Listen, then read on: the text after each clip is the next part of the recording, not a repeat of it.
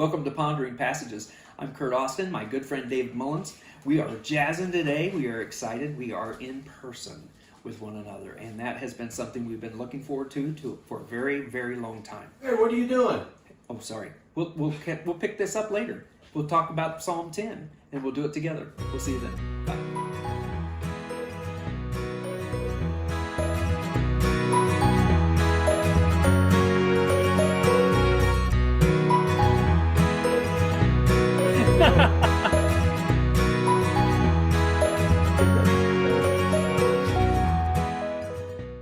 Welcome back to Pondering Passages. I am Kurt Austin, my good friend. And look at this.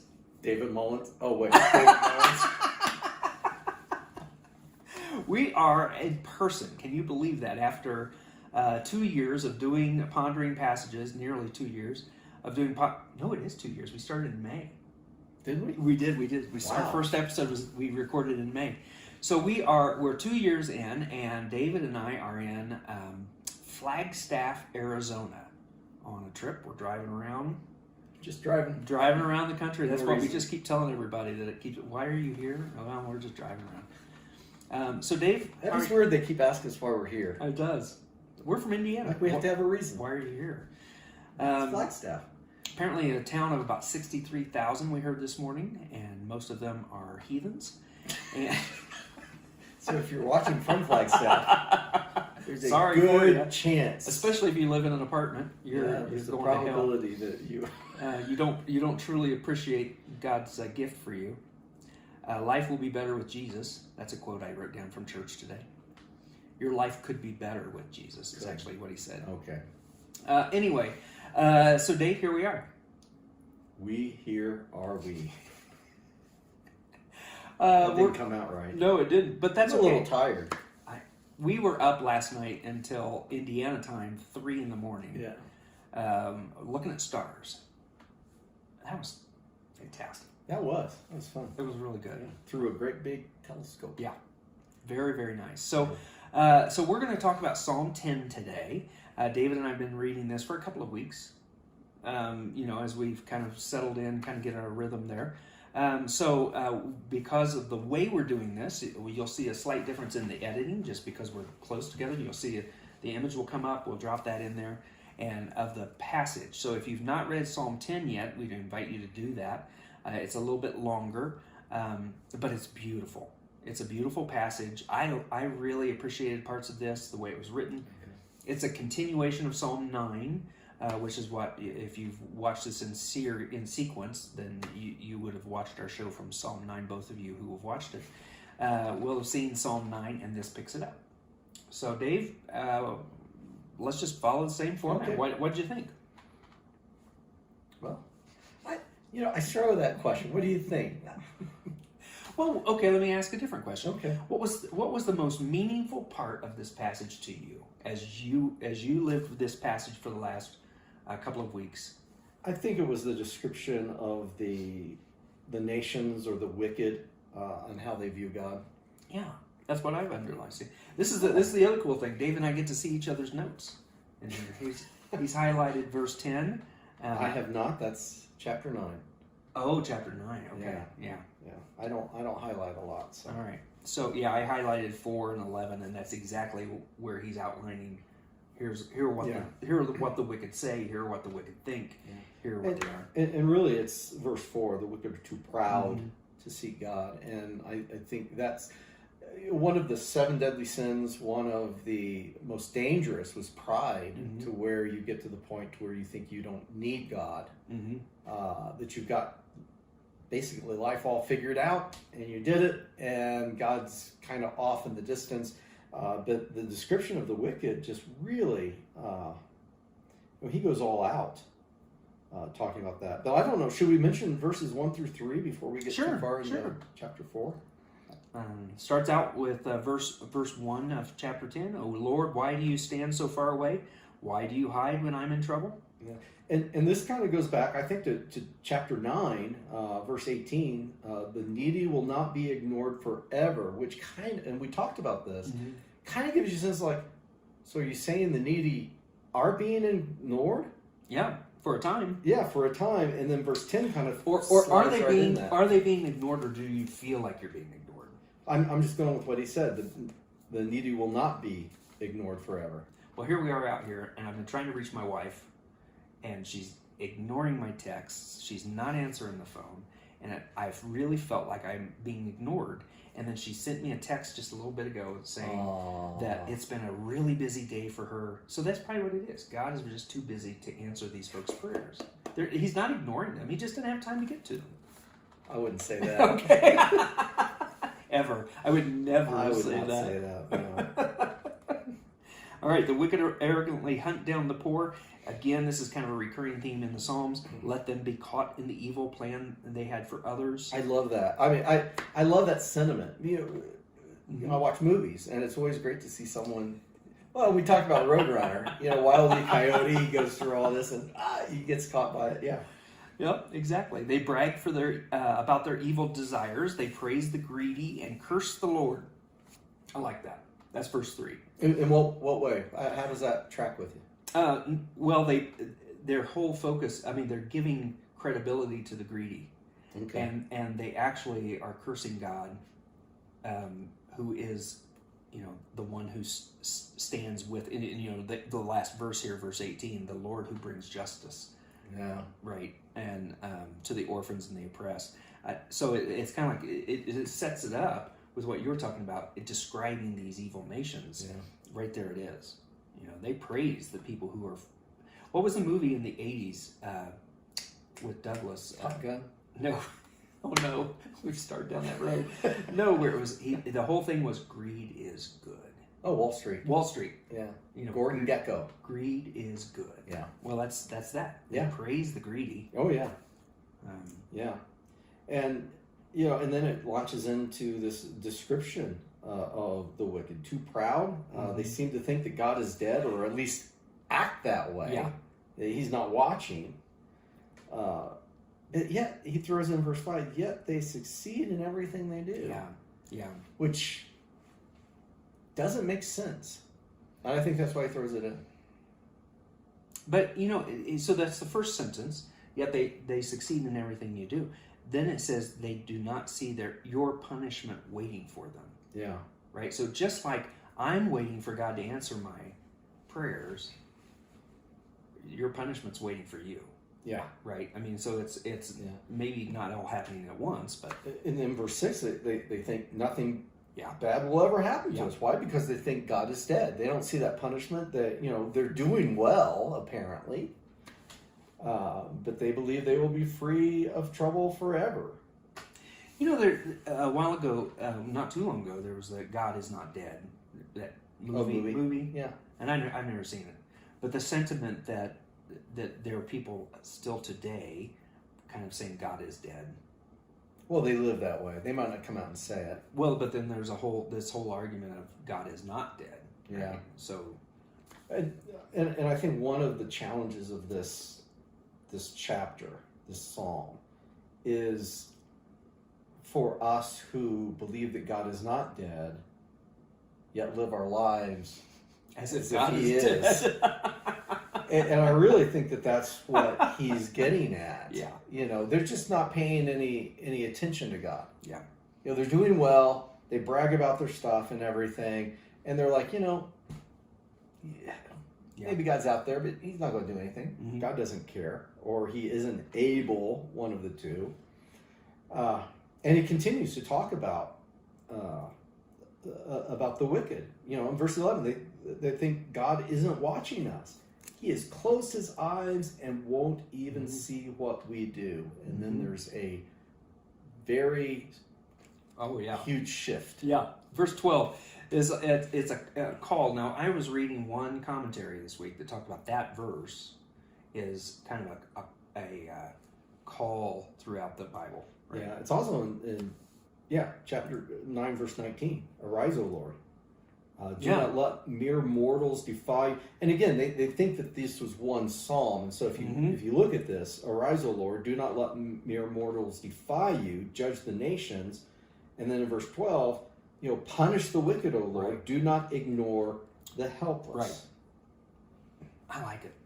And I think it was that turning point that I really liked. I mean, he outlines all of 4 all the way down as really, here's the evil people. Here's what they do. Here's what they think. Here's what they say. How they live. But this psalmist is saying, my faith is in that. Is in arise, O Lord. This is where it's going to come in. 13. He does have some questions, though. Absolutely. Why do the wicked get away with despising God? Yeah. But again, here his thinking is. They think, right? So the wicked, in verse 11, they think. In verse 4, the wicked are too proud. They seem to think that God is dead. So, I mean, he's kind of trying to tap into their mindset. Yeah. But he acknowledges that they're successful. He says that earlier, and here he says, why do they get away with despising God? Why are you allowing this, God? Arise. They think God will never call us to account, but you see, you see the trouble and grief they cause. You take note of it and punish them. The helpless put their trust in you. You defend the orphans, and then talks breaking about these arms, because if your arms are broken, what evil can you do? Nothing. You just kind of flop around there. Yeah. Go after them until the last one is destroyed. Kind of almost not a let them fall into the trap they prepare, but you pursue them. Yes. You make their lives. That's interesting, because isn't there a passage somewhere in the Bible about God pursuing us, but not who have done evil, but pursuing us to bestow His love on us? I'm sure. Yeah, there is. Anyway, we'll edit that in. We'll find it and we'll add that later. And David, I was thinking there is a passage, cut to camera 2, and then we'll just drop that in there, okay? The Lord is king forever and ever. This is, wow, what a statement then to compare that to the nations. Right. Well, the nations act like they are in charge, large and in charge. So this is where it became really personal for me. This is to your point. We often act like God is dead, even though we know He's not. Even though we experience God's grace and love, but just like this, the Lord is King forever and ever, and yet there are times when I just act like He's not, and the godless nations will vanish from the land. And it's a reminder. And you've got me reading this book, and we talked about it last week, the vices of pursuing. I know we didn't talk about last week. You and I were talking about just the book itself, pursuing those virtues, not living in the vices, freeing ourselves from that, and so that we allow the Lord to be King forever and ever over our lives. Yeah, and I guess the formative question is, what does it mean for God to be King? Of your life? The prayer that Jesus prayed. Thy kingdom come, thy will be done. I mean, that's the definition. God's will be done on earth in my life. Yeah.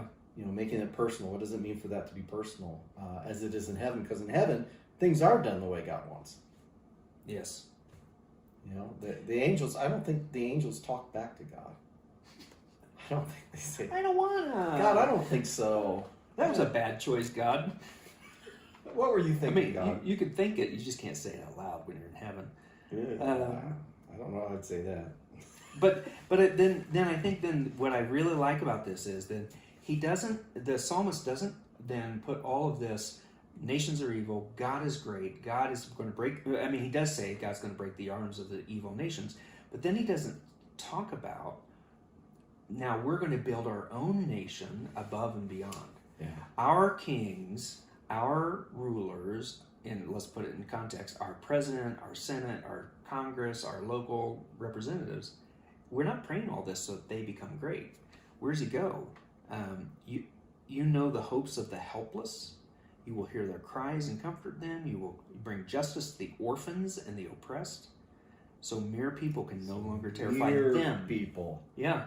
Again, back to chapter 9. Yes. Yeah. Do not let mere mortals defy you. And it's like, who are we? Yeah. What is our rightful place? Well, it certainly isn't what he's talked about kind of in the middle of this or near the beginning. And this is a small thing. I don't know if someone might be interested in. There's a lot of bodily language in this. Oh, interesting. I didn't pick that up. Yeah, talks about the eyes. Verse 7, the mouth is full of cursing. Tips of their tongues. Tips of their tongues. Talks about breaking the arms. And so maybe that's a little exercise for the viewers. They can go through and find some of the bodily images. Because this is about embodying God's kingdom. Yeah. You know, and so yeah. Yeah, I mean, if you take those, and you know, one of the things you and I have been practicing is to be more tactile, to keep us present. And if you think, how can I respond to God in the use of my tongue? Is it telling lies, or is it telling truth? Yeah, spreading God's love. Are my arms wrapping around people with justice and love and embrace and grace, or am I keeping people at arm's length? Yeah. Yeah, I mean, you could, let alone, and that's the smallest thing, keeping people at arm's length versus actually bringing harm to people. Yeah, yeah. God sees. They believe God has closed His eyes. So you've got eyes there. Mm-hmm. So there's some of that. That's cool. As well. I like that. Yeah. All right. So, Lord, you know the hopes of the helpless. What about the hapless? More like you and me. Yeah, the helpless and hapless. Yeah, we could write our own version. We could be like Peterson. We'll just write our own. Yeah, do our own. The hopeless, hapless. We'd use just all H's and everything. Well, folks, thank you so much for being a part of this. This has been just a real joy. Dave and I have been longing for the day when we can get together. This is, of course, not our setup. This is probably not the ideal setup we would choose. Some random Airbnb. A half a house. It's got a half address is where we are. It's not even a full address. But we've got some other stuff planned, and we originally talked about doing Psalm 119, and we haven't brought that up once on this trip. And it's really long. I don't think either one of us want to do it. No, it would be. Unless we do it quite differently than this. I mean, it was amazing watching you get this set up. It was like 3 hours. You get this. I've been praying how God wanted me to do this for the whole week. Oh, wow. And this is what he came up with. Yeah, I wasn't paying attention to God, I guess. All right, folks, we'll have a wonderful week, and we will see you back here. Oh, don't forget, ponderingpassages.com, right? Yeah. We've got our videos, we've got our blogs, we've got our podcasts. Okay. Yeah. Podcast. And everything you ever needed there. And like it, click it, follow it, and we'll talk to you next week. All right, see you then.